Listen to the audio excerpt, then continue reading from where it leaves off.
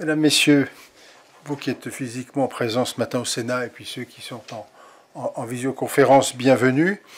Je suis heureux avec Nadine Bellureau et Jérôme Durin de vous accueillir ce matin pour vous présenter le rapport qu'ils ont produit et que la Commission des lois a voté à l'unanimité hier sur la police judiciaire. Je rappelle que au mois de septembre dernier avait été annoncé par le ministre de l'Intérieur une modification de l'organisation de la police nationale d'une façon générale et tout particulièrement sur le point de la police judiciaire. Une émotion s'est fait connaître, une émotion assez vive, d'abord évidemment des services de police et puis ensuite singulièrement de ceux qui s'occupent de police judiciaire et puis aussi d'une partie de la magistrature, pas dans sa totalité mais y compris par la voix du procureur général Molins, faisant état de ses réserves sur l'organisation qui était proposée.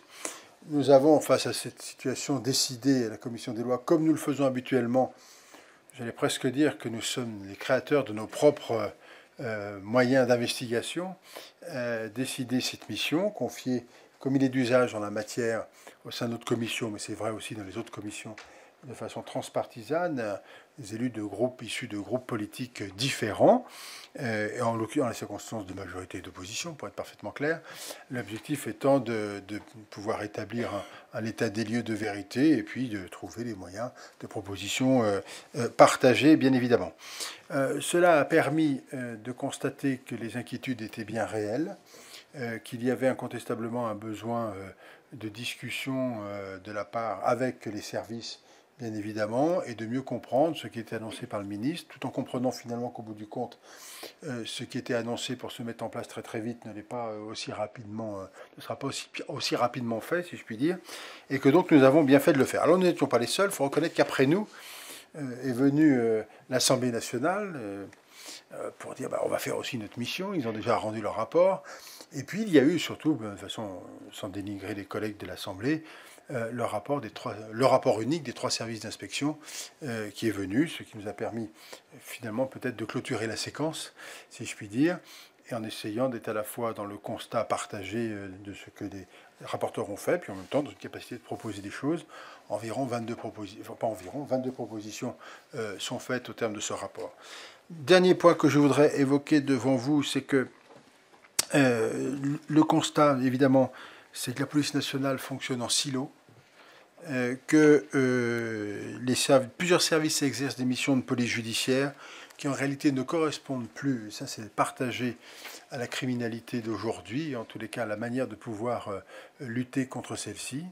Et puis, force est de constater que la police judiciaire n'attire plus, et qu'au sein des services de police, s'engager dans la police judiciaire, c'est pas aussi évident qu'on pourrait l'imaginer, parce que pour plein de raisons, d'évolution de la société, de temps à consacrer, de capacité peut-être aussi pour agir, et c'est donc un sujet qui est tout aussi important que le reste.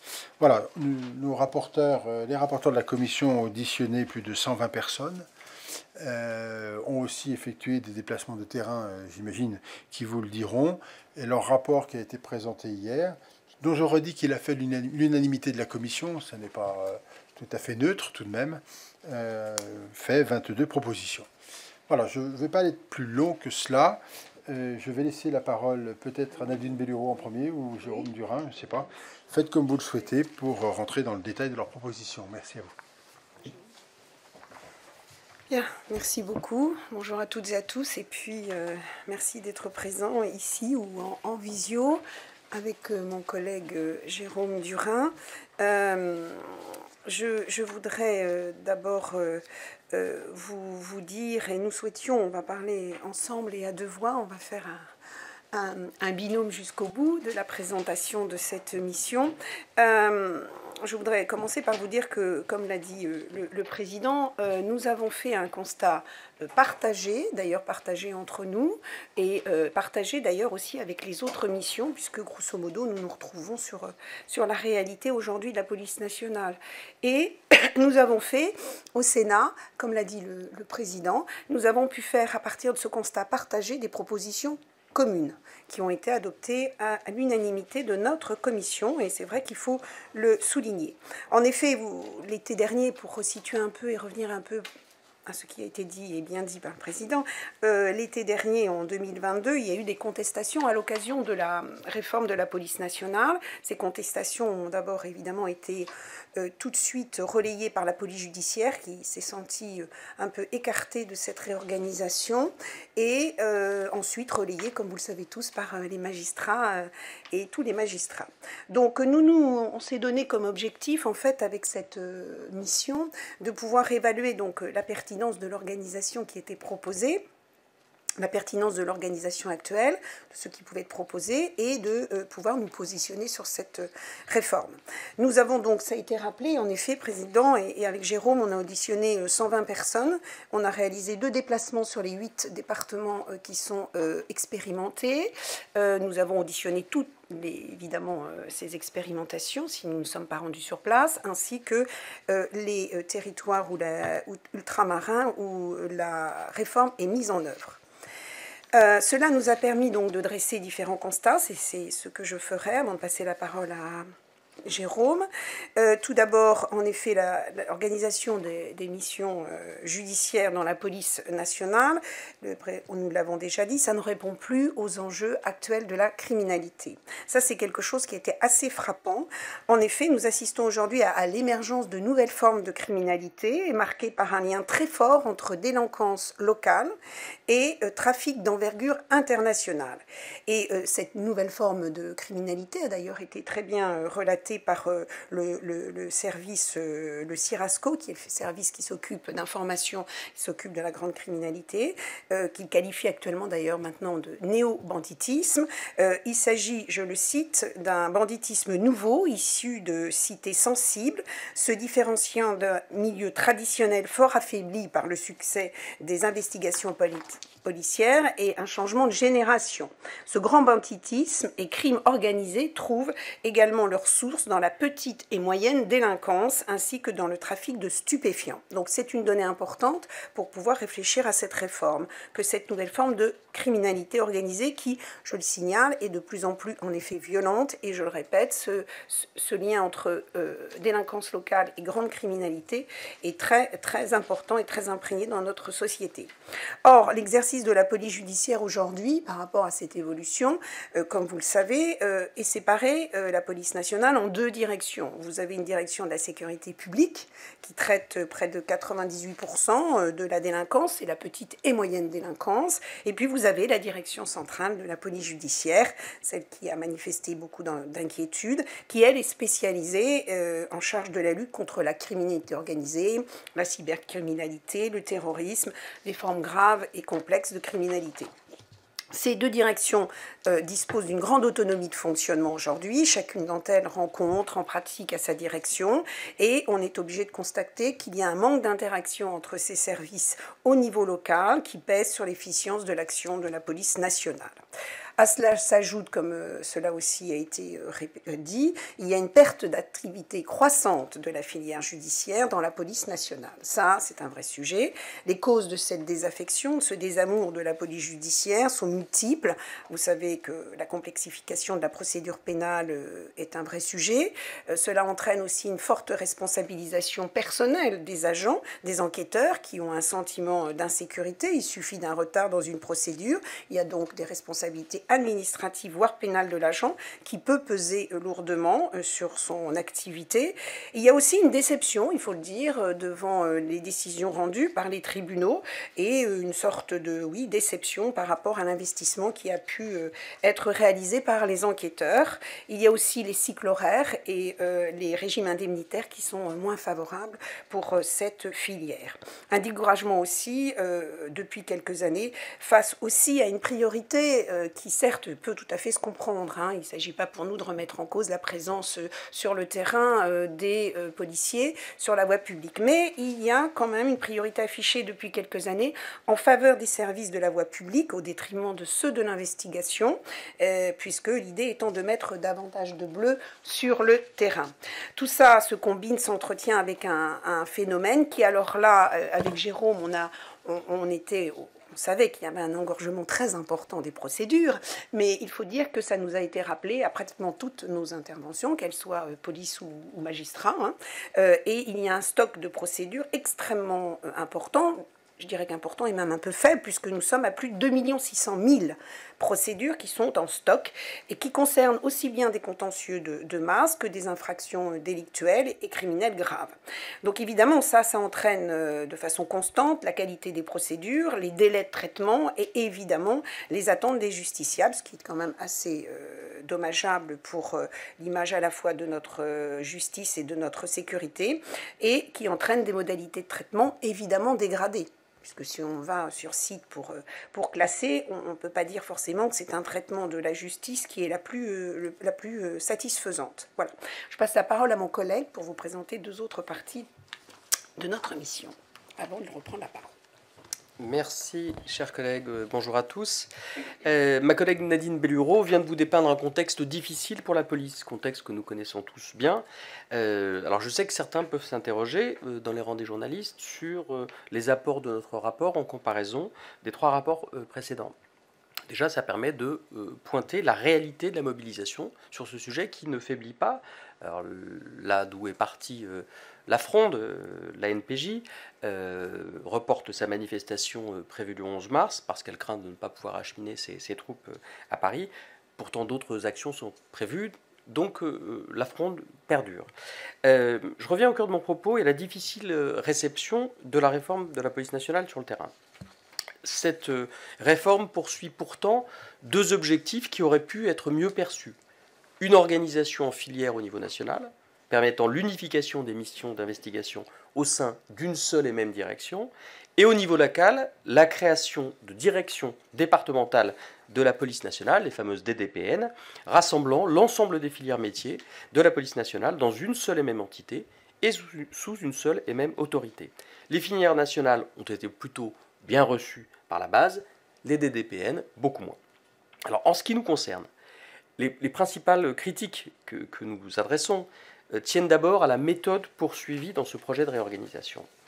Un projet qui a consisté en une expérimentation de ce nouveau schéma d'organisation dans plusieurs territoires d'outre-mer et dans 8 départements hexagonaux.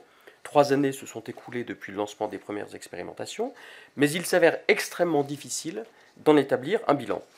Nous nous y sommes pourtant attelés. Quelques points de satisfaction émergent indéniablement, s'agissant notamment des directions mises en place dans les territoires ultramarins.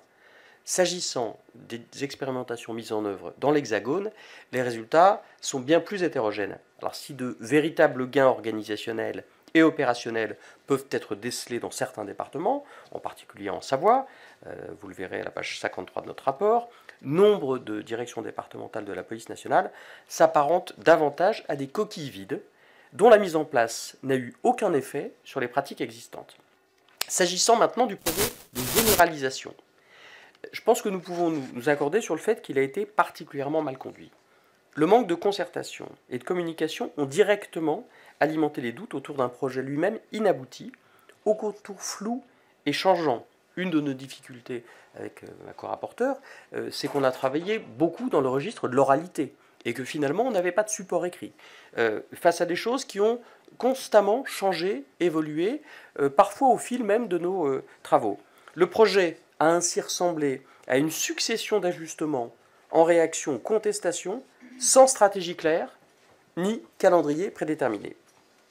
Le projet de départementalisation s'est donc progressivement imposé comme un sujet incontournable dans l'agenda politique et médiatique, ce qui a obligé le ministre de l'Intérieur à lancer une mission d'audit afin de disposer d'une évaluation des expérimentations, mission qui n'était d'ailleurs pas prévue à l'origine, et à différer la mise en œuvre de la réforme pour attendre les conclusions de notre mission d'information et de celles de nos collègues de l'Assemblée nationale. Je dois d'ailleurs confier que je pensais personnellement que ces quelques mois auraient permis au ministre de l'Intérieur de renouer le fil, le dialogue avec les pégistes. Je crois constater que ça n'est pas forcément le cas.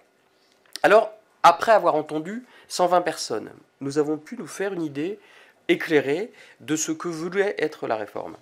Cela n'a pas été simple, les personnes en charge ne nous ont pas toujours spécialement aidés, et nous avons parfois découvert dans la presse, je le disais, des éléments qui ne nous étaient pas dits en audition 2 jours plus tôt. Il nous semble que la réforme envisagée de la police nationale est en réalité une réforme de la gouvernance de la police nationale, plus que de l'institution elle-même. Son enjeu principal est l'attribution opérationnelle des responsabilités et la rationalisation des moyens, après des années de spécialisation et de dispersion qui ont abouti à un paradoxe, celui de directions obligées à définir leurs interactions par voie de protocole. Afin de répondre aux craintes qu'elle a suscitées, à notre sens, la réforme devra établir des règles claires sur 3 sujets majeurs. Le premier est le choix des futurs directeurs départementaux de la police nationale. C'est en fait un nouveau métier qui devra être défini. Et leur indépendance par rapport aux politiques, quant aux missions de police judiciaire de la police nationale, devra être garantie. Nous avons des suggestions sur ce nouveau métier dans la proposition numéro 2 qui prévoit une formation spécifique et l'habilitation comme OPJ pour accéder à ces fonctions. Le deuxième est celui de l'organisation de la chaîne de commandement et des prérogatives de chacun. L'un des enjeux majeurs de la réforme est la création d'une double autorité sur les services d'investigation placés au niveau départemental. Autorité hiérarchique du DDPN, mais autorité fonctionnelle des représentants de la filière au niveau territorial supérieur, notamment au niveau zonal. Les prérogatives et moyens de chacun devront être clarifiés. Le troisième enjeu est le fait que l'organisation territoriale qui sera retenue devra permettre de continuer à traiter de l'ensemble du spectre de la criminalité. Il nous semble que l'organisation la plus pertinente pourrait se faire en 3 niveaux. Un niveau national, chargé de définir la doctrine d'emploi, d'assurer la coordination des services de police judiciaire et de conduire les enquêtes s'agissant des faits les plus complexes nécessitant l'intervention des offices centraux ou la coordination d'un grand nombre de services sur l'ensemble du territoire national. Un niveau zonal, disposant d'une autorité sur les services de police judiciaire départementaux, afin d'assurer la coordination de leurs actions et chargé de traiter la criminalité organisée, complexe ou présentant une particulière gravité, notamment grâce à l'implantation d'antennes des offices centraux. Cet échelon devra disposer de moyens humains et budgétaires propres pour réaliser ces missions. Un niveau départemental enfin, où l'organisation en 3 niveaux des services de police judiciaire retenus dans les territoires ultramarins devra être généralisée. Pour ce faire, le caractère interdépartemental des services traitant la criminalité la plus complexe devra être préservé et un service traitant de la criminalité intermédiaire devra être généralisé dans l'ensemble des départements. Vous trouverez beaucoup de propositions liées à ces 2 enjeux que je viens de vous détailler dans la partie « Garantir le traitement de l'ensemble du spectre de la criminalité par la police nationale ». Nous sommes par contre convaincus que la généralisation des DDPN avant la fin de l'année 2023 n'est ni réaliste ni raisonnable. Les conditions ne sont pas réunies pour conduire sereinement la réforme dans le respect du calendrier annoncé par le ministre de l'Intérieur devant notre commission le 14 février dernier. C'est pourquoi, sans remettre en cause le bien-fondé de la réforme et ses gains potentiels, sur laquelle Mme Bellureau et moi-même avons par ailleurs des nuances, ce qui ne nous a pas empêché d'avoir un rapport commun, il nous semble impératif de le soumettre à un véritable moratoire jusqu'à la fin des Jeux olympiques et paralympiques de 2024. Cela semble plus prudent si l'on prend en considération les risques maintes fois soulignés par le ministère de l'Intérieur liés à l'organisation de la Coupe du Monde et de Paris 2024. Il y a aussi un contexte général de mutation de la criminalité dans notre pays, ça a été rappelé par Nadine Bellureau. Nous avons à l'esprit ce qui peut arriver dans des pays voisins, je pense à la Belgique et aux Pays-Bas, pour voir ce qui pourrait nous arriver à nous aussi si nous affaiblissions trop durement notre système de police judiciaire. Donc le moratoire, la voie du moratoire doit nous permettre de pousser à la limitation de ces risques. On peut estimer qu'il est plus sage de ne pas prendre le risque de désorganiser notre appareil sécuritaire dans la période. À dire vrai, en proposant cela, nous proposons finalement une porte de sortie honorable au ministre de l'Intérieur, qu'il est toujours possible d'ouvrir. La grogne, même si elle est moins visible, je le répète, est toujours présente chez les pégistes. Le temps du moratoire, il doit être utile. Il pourrait être mis à profit pour mener plusieurs chantiers que vous trouverez dans les propositions de la partie sur la voie du moratoire. En premier lieu, lancer de véritables préfigurations, et non plus des expérimentations. Dans l'Hexagone, ce qui a été fait, c'est à droit constant, et ça a beaucoup limité l'impact de ces expérimentations. Vous verrez à la lecture du rapport que les expérimentateurs ont fait un peu ce qu'ils pouvaient, et on ne souhaite pas d'ailleurs leur imputer les difficultés ou les accabler, parce que finalement c'est le contexte et les contraintes qui leur ont été faites. En second lieu, il est nécessaire d'avancer en temps masqué pour poser les jalons indispensables à la réussite de la réforme. ni la modification de près de 180 textes réglementaires, ni la mise en cohérence de l'architecture numérique des applications de la police nationale avec sa nouvelle organisation, ni la mise en place de regroupements immobiliers ne peuvent se faire du jour au lendemain. Je crois avoir d'ailleurs compris que c'était le message que faisait passer le ministre au syndicat la semaine dernière. Afin de ne pas reproduire les erreurs passées et de renouer un dialogue qui nous a semblé rompu, il sera également utile, et ce serait encore mieux si le garde des Sceaux décidait de s'impliquer davantage de ce dossier et de ne pas laisser M. Darmanin seul au front, de profiter de ce délai pour conduire une concertation continue et sincère, tant au niveau local que national, tant auprès des policiers que des magistrats. Nous avons eu de nombreuses remontées de magistrats qui n'avaient pas été mis au courant des expérimentations et qui d'ailleurs n'en avaient même pas constaté les effets. Je rends la parole à Nadine Bellureau. Reste avec moi. Oui, alors suite à ces propositions, je reviens sur une constatation qui a été faite, dont on vous a parlé, sur les stocks. Cette réforme nationale, je vous l'ai dit, a été le révélateur de cette situation, puisque les personnels de services de police judiciaire, comme vous le savez, craignaient d'être embauchés pour gérer ces stocks, pour résorber ces stocks accumulés dans les services de la sécurité publique. C'était une de leurs craintes. Une de ces orientations, nous le disons clairement, serait évidemment totalement déraisonnable, bien sûr inefficace, et puis serait de toute façon totalement préjudiciable aussi à nos concitoyens. C'est pour la raison pour laquelle nous proposons également que soient bien rééquilibrés les effectifs entre voie publique et investigation. C'est absolument indispensable dans le cadre de cette réforme. Et c'est d'ailleurs une occasion rêvée, puisque nous proposons que dans la préfiguration, on n'en reste pas à droit constant, et que dans les 8 départements qui peuvent être prises pour cette préfiguration, et bien à ce moment-là, il y a des moyens. Il y a des moyens humains, des moyens matériels pour permettre, on va dire, à échelle réelle, cette réforme. Nous souhaitons donc un doublement des effectifs, vous savez, enfin, a été demandé un doublement des effectifs sur la voie publique, mais nous disons et nous répétons que ces effectifs, il faut également les augmenter à proportion en matière d'investigation. Sinon, cette chaîne pénale, comme vous le savez, continuera à être engorgée, il n'y aura pas d'amélioration dans la réponse pénale. Ce que nous disons souvent avec Jérôme, c'est vrai qu'il est très important de pouvoir arrêter le délinquant qui est en bas de son immeuble ou qui est proche de votre habitation ou de vos lieux, mais à côté de ça, il faut aussi, permettez l'expression, arrêter les gros bonnets. Donc il ne faut pas couper cette police en deux, mais bien au contraire, il faut lui donner les moyens de pouvoir investiguer au niveau le plus haut, ce qu'on appelle le spectre le plus haut. Nous considérons également que la réforme par la création d'une filière judiciaire unifiée, c'est une opportunité. Bien au contraire, nous pensons vraiment, certains ont pu y voir quelques inquiétudes, mais nous, à l'issue de nos auditions, on considère que c'est une opportunité. Si elle est saisie, elle va permettre au personnel qui la compose de véritables parcours de formation, de carrière, d'évolution et d'avancement.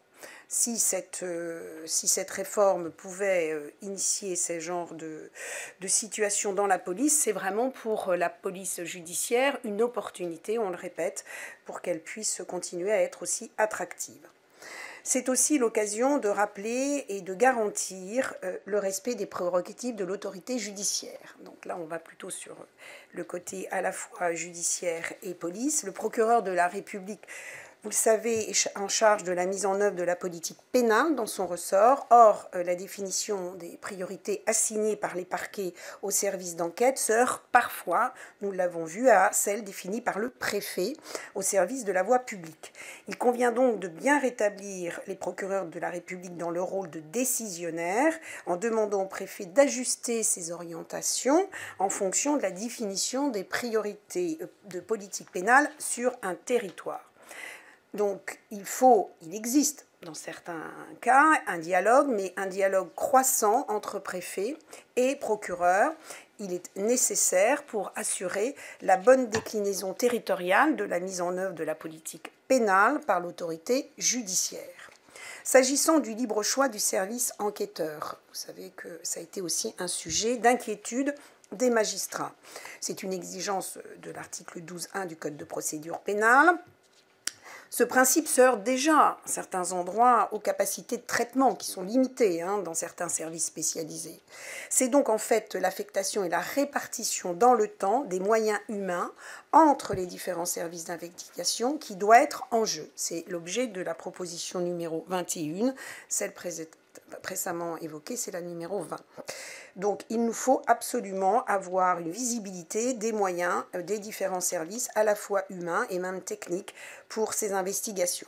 On propose donc de renforcer l'effectivité de ce principe par plusieurs moyens. Un maintien des moyens matériels et humains affectés aux missions de police judiciaire, en inscrivant dans les textes réglementaires qui vont être nombreux l'intégralité des services que l'autorité judiciaire pourra servir dans la nouvelle organisation de la police nationale. C'est d'ailleurs une recommandation, certaines d'ailleurs sont communes avec les audits, mais c'en est une, et en prévoyant notamment l'information systématique du procureur et du juge d'instruction des moyens qui vont être alloués à l'enquête. Nous demandons aussi que les doctrines qui sont actuellement nationales en cours d'élaboration rappellent formellement et solennellement les grands principes des relations entre l'autorité judiciaire et les services de la police judiciaire. C'est la proposition numéro 22. Je rappelle ces principes. Le placement de la police judiciaire sous la direction, le contrôle et la surveillance de l'autorité judiciaire qui a valeur constitutionnelle. Les prérogatives de l'autorité judiciaire s'agissant notamment de la mise en œuvre des priorités de politique pénale, le secret de l'instruction, le secret de l'enquête, la préservation de la possibilité pour le procureur ou le juge d'instruction, en fonction de l'avancée de l'enquête, de choisir librement le service d'enquête en charge des investigations. La préservation également d'une capacité à lutter contre l'ensemble du spectre des criminalités, depuis la criminalité organisée ou financière à la délinquance du quotidien, en passant, et ça a été dit et nous avons pu l'entendre souvent, par la délinquance intermédiaire, en présentant un ancrage interdépartemental, et d'où le besoin aussi de ce niveau intermédiaire pour toute cette délinquance qui, on appelle plutôt le spectre 2 de notre délinquance actuellement. Voilà les grands principes qui devraient aussi donc être rappelés afin de permettre un meilleur dialogue, une meilleure fluidité entre les services de l'autorité judiciaire et de la police judiciaire. Voilà en quelques mots les principales recommandations que nous avons pu faire à l'occasion de cette mission avec mon collègue. Et nous sommes à votre écoute si vous avez des questions. Ou pas. Enfin, on reste à l'écoute même si vous n'avez pas de questions. Dans la proposition 21... ouais. On m'entend. Oui. Fabien Lebouc pour Libération. Dans la proposition 21, au 4e, vous évoquez une obligation... instaurer une obligation du chef de filière d'investigation et du directeur départemental de la police nationale de rendre compte au procureur de l'état des procédures et de l'état d'avancement de certaines enquêtes. Est-ce que une telle obligation n'emporte pas le fait que, du coup, les DDPN ou DTPN devront être informés eux-mêmes par les effectifs de l'avancée de toutes les enquêtes sur leur ressort? Vous voyez ce que je veux dire? Vous voulez dire que le fait que nous, l'idée, c'est d'instaurer un dialogue constant et croissant entre à la fois les préfets, les procureurs, d'accord? Et donc, c'est à l'heure actuelle, dans la vie au quotidien, il y a ces rencontres et ces échanges. Mais on s'aperçoit qu'en fait, aujourd'hui, ça n'est pas systématique et ça n'est pas forcément aussi fluide que ça. Vous, votre inquiétude, c'est de dire, eh bien, si on instaure ce dialogue, voilà, on pourrait mettre en danger peut-être de l'instruction ou du secret. C'est pour ça qu'on dit qu'il faut aussi rappeler que le directeur départemental soit informé des choses qui peuvent se passer sur son territoire et que sur sa voie publique, il y ait des policiers et qu'il y ait des besoins, ça semble tout à fait normal. Et qu'il puisse y avoir un rappel aussi, en effet, du secret de l'instruction et du secret de l'enquête, ça combine aussi cette proposition. Mais nous disons qu'on a pu constater que dans certains endroits, ça marche plutôt bien. Dans d'autres, c'est plus compliqué. Et notre idée à nous, c'est de pouvoir dire, ben voilà, vous devez avoir un rendez-vous pour vous parler. En revanche, on sait très bien que, si vous voulez, il n'y a pas... on n'a pas senti... enfin, en tout cas, de tout ce que l'on a pu entendre, n'est pas revenue l'inquiétude que si le directeur départemental était au fait de situations et que le préfet pouvait l'être, à ce moment-là, il pourrait y avoir une forme d'ingérence ou de... Alors ça, il faut le dire, parce que la question a souvent été posée par nous-mêmes, souvent par Jérôme, et il n'y a pas eu cette approche, il n'y a pas eu cette réaction, à la fois, on peut le dire, des magistrats et des policiers. Jérôme, si tu veux compléter, c'était... Je pense que tu as tout dit. Bon, on rappelle parfois dans certaines propositions des choses qui devraient exister et qui existent déjà. En l'espèce, ce sont déjà les supérieurs hiérarchiques des services d'enquête, et donc on peut avoir un échange avec le procureur, mais Nadine Bellureau l'a très bien dit, la nécessité c'est de garder le secret de l'enquête. Et d'ailleurs on a été interpellé localement, parfois dans nos déplacements ou à la faveur de tables rondes, sur le fait que cette tutelle préfectorale pourrait un peu affaiblir ce secret, parce que ce n'est pas les mêmes modalités, parce que la police judiciaire a une culture de préservation du secret de l'enquête, de l'instruction, qui voilà, pourrait se déliter ou se diluer à la faveur d'une nouvelle organisation. Donc ce qu'on rappelle là, c'est des règles et c'est des principes. Merci. Bonjour, Emmanuel Leclerc, France Inter. Comme vous dites dans vos propositions, une organisation territoriale permettant de traiter l'ensemble du spectre de la criminalité, à quel échelon vous le placez du coup, puisque là vous maintenez que au niveau départemental, il n'y a pas forcément d'incompatibilité avec l'échelon préfectoral. Là, du coup, c'est pour la police judiciaire, vous le placez à quel niveau? Puisque c'est tout l'enjeu du débat depuis des mois et des mois maintenant. À tous les niveaux, au niveau le plus large. Et d'ailleurs, on le dit dans plusieurs propositions. Les deux craintes exprimées assez fortement au début de la présentation de la réforme, c'est le contrôle politique par le préfet, je fais court et je fais un peu caricatural, et l'enfermement départemental. Et nous, on oppose à l'enfermement dans le départemental, ou à une forme de rigidité du cadre départemental, une fluidité qui va du département à la zone, aux offices, avec les moyens dédiés partout, de façon à ce qu'on puisse répondre aux besoins spécifiques de la police judiciaire. Si la police judiciaire, déjà à l'époque de la réforme Joxe, était un peu mise à part, c'est parce qu'il y a des suggestions particulières, c'est parce qu'il y a des contraintes particulières, c'est parce qu'il y a des besoins d'investigation et d'enquête particuliers. Donc du coup, on doit garder cette fluidité pour la PJ à tous les niveaux. Et la crainte de la disparition de l'échelon zonal a été une des manifestations les plus importantes. Donc nous, dans les propositions qu'on fait, quand vous les reprendrez, vous verrez qu'on insiste sur les moyens dédiés à tous les échelons, des moyens d'ailleurs des offices à l'échelon zonal, de façon à ce qu'on garantisse cette fluidité territoriale et qu'on n'ait pas une rigidité qui empêche la PJ de travailler sur de l'interdépartemental, de l'international, de l'interrégional, alors même que c'était le sens des réformes conduites il y a quelques années. Qui du coup doit avoir le commandement opérationnel? À quel niveau? Le département ou Zonal, quand c'est zonal. le zonal? C'est dit dans une des propositions qu'on a formulées, c'est-à-dire qu'il peut y avoir il y a cette nécessité d'avoir le hiérarchique et l'autorité fonctionnelle, et que le zonal a sa dimension opérationnelle à assumer. Oui, en fait, il faut qu'on puisse permettre à la police judiciaire de s'exercer sur tous les champs, sur tous les territoires. Donc, lorsque vous avez une criminalité qu'on peut qualifier de petite et moyenne délinquance, évidemment, l'échelon départemental semble adapté.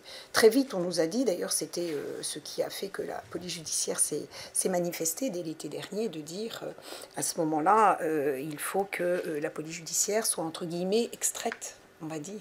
Mais on ne peut pas l'extraire, une réforme, elle est globale, c'est la police nationale, donc on ne peut pas la sortir totalement du dispositif. Mais en tout cas, qu'il faille réfléchir à son avenir de la police judiciaire dans cette réforme de la police nationale. Et en effet, là, il y a eu une réflexion, et il y a aussi, c'est pour ça qu'on le dit vous avez bien raison de le souligner, nous on dit, il faut que vous soyez très clair sur cette dichotomie entre le fait qu'il y ait un directeur départemental qui aura de façon opérationnelle la situation, et zonale d'un point de vue hiérarchique. Donc si vous voulez, nous, ce que l'on dit, c'est qu'il faut que soit le plus adapté la police judiciaire sur son territoire. Et je vous rappelle que c'est pour ça qu'aussi on veut instaurer un vrai dialogue entre entre tous, parce qu'il revient soit au procureur, soit au juge d'instruction, en fonction de l'avancée de l'instruction. Voilà, il revient en fait au magistrat de décider de quelle police judiciaire on va souhaiter. C'est-à-dire, est-ce on se dit on est sur un département, est-ce qu'on est interdépartemental, ou alors est-ce qu'on est à ce moment-là au niveau zonal? Voilà. Non mais c'est certain, mais il faut en effet très bien clarifier les choses. Mais on ne peut pas se dire qu'elle restera qu'au niveau départemental. Il faut qu'il y ait la possibilité pour les magistrats de saisir, d'avoir des enquêteurs sur des criminalités qui sont de suite, évidemment, qui sont en dehors des frontières départementales, bien sûr. Si tu me permets de rajouter un mot, par ailleurs, c'est pas notre réforme. Oui. Alors nous, donc l'exécutif, le ministre de l'Intérieur choisit de faire une réforme, une départementalisation, sur laquelle d'ailleurs on n'avait peut-être pas le même avis l'un et l'autre au début, et sur lequel notre avis a peut-être pu changer depuis, chacun. Mais en l'état actuel des choses, avec la proposition de départementalisation, il nous semble que cette hiérarchisation et cette organisation en plusieurs niveaux de territoire peut permettre de s'accommoder de la départementalisation. Après, moratoire peut donner du temps pour réfléchir à tout ça bien plus utilement que ce qu'on a eu jusque-là. Et c'est pour ça que on dit bien qu'il revient aussi au ministre de l'Intérieur de bien clarifier ensuite dans les textes et les nombreux décrets, parce que vous savez que c'est souvent dans le décret que peut se nicher des subtilités d'une réforme, donc que dans les décrets, il puisse être clairement indiqué à la fois les moyens, à la fois les services, et également cette dichotomie qui peut exister, et quelle sera exactement cette répartition. C'est en effet, comme l'a justement dit Jérôme, nous on a appelé l'attention du gouvernement et du ministre de l'Intérieur sur à la fois le constat qui est partagé et sur à la fois des propositions, ou en tout cas alerter sur ce qui peut poser difficulté. D'où l'intérêt aussi, et on insiste dessus, c'est que si vous voulez, ce n'est pas une réforme où l'on dit que cette réforme doit être stoppée, il faut tout revoir. Nous on dit ce qui existe, on le prend, on fait un état des lieux, et à ce moment-là, on a cette chance d'avoir commencé dans 8 départements une mise en œuvre, enfin une expérimentation, c'est pas une mise en œuvre, et qu'à ce moment-là, ça soit vraiment cette expérimentation devienne une préfiguration, parce que vous aurez à échelle réelle, en ne gardant pas à droit constant les moyens, parce que ça a été un vrai sujet, hein, on a bien vu, il y avait de la bonne volonté pour certains, pour d'autres moins, mais en tout cas, il y avait de la bonne volonté pour un grand nombre d'entre eux, mais avec des moyens constants, vous n'êtes pas dans le même milieu, vous n'avez pas le milieu informatique, vous n'avez pas... Vous voyez, il y a une organisation, tout ça, c'est certainement, et on pense que c'est une opportunité, attention, il faut bien le rappeler, mais nous, on dit aujourd'hui, pour donner sa chance à cette réforme, il faut que l'on soit en capacité d'en faire, après avoir fait son constat, d'en faire, le mettre en œuvre de façon réelle. Et il y a 8 départements aujourd'hui qui ont commencé à travailler. Certains sont un peu arrêtés parce qu'ils attendent d'avoir un peu plus d'éclairage du côté du ministre de l'Intérieur. Mais aujourd'hui, à ce moment-là, eh bien... allons-y dans ces départements, mais en ayant aussi en tête les éclairages et les constatations et surtout les préconisations que nous pouvons faire pour cette réforme. Dernier mot peut-être sur ce point, je vous renvoie aux préconisations, aux propositions 4 à 8 qu'on formule dans la première partie. Et j'insiste sur un point, c'est le fait que cette fluidité entre les différents niveaux, départements, interdépartements, zones, office, elle permet aussi de répondre à une crainte politique qui a été formulée sur les atteintes à la probité, les affaires sensibles. L'idée qu'on puisse avoir, tu m'excuseras la formule, un dépaysement au niveau zonal, parce qu'on a un petit peu de vue d'avion et de vue distanciée des sujets, est aussi une réponse à ce sujet politique. Qui d'ailleurs a dû être dans les différents rapports, ça a été d'ailleurs souligné, et je crois que le ministre de l'Intérieur convenait qu'éventuellement un dépaysement pouvait être une solution devant certaines inquiétudes. D'autres questions? Ils sont bavards. Bavard parce qu'on est passionné. Oui, alors voilà, il faut le savoir. Un petit mot, alors. Oui, le président maintenant, merci. Et le président. C'est simplement de dire, non mais restez là. Ah ben, okay. Simplement pour dire que le rapport qui a été fait n'est pas un rapport qui, par principe, est hostile à la réforme. Et il est même plutôt favorable à la réforme. La question, c'est de lui donner toutes ses chances d'aboutir pour avoir un outil qui fonctionne, qui à la fois fonctionne dans son organisation et qui rassure également quant au pouvoir judiciaire et singulièrement au procureur de la République qui reste les maîtres de la procédure. Ça, c'est absolument essentiel. Donc les propositions qui sont faites sont aussi la proposition notamment de moratoire, c'est-à-dire on dit on lève le pied pendant quelque temps, on évite de tout modifier pendant la période un peu compliquée des Jeux Olympiques sur le plan de la sécurité, on sait que c'est un enjeu, donc on se donne ce temps-là, et par ailleurs, on préfigure. C'est-à-dire qu'on va au-delà de la simple expérimentation, on préfigure, c'est-à-dire qu'on met en place véritablement le dispositif sur des territoires évidemment déterminés pour s'assurer que tout ça fonctionne. Donc voilà la position telle qu'elle a été du Sénat et de la Commission des lois en particulier sur ce point. C'est donc, je pense que ce n'était pas inutile, bien au contraire, que nous ayons mené ce travail.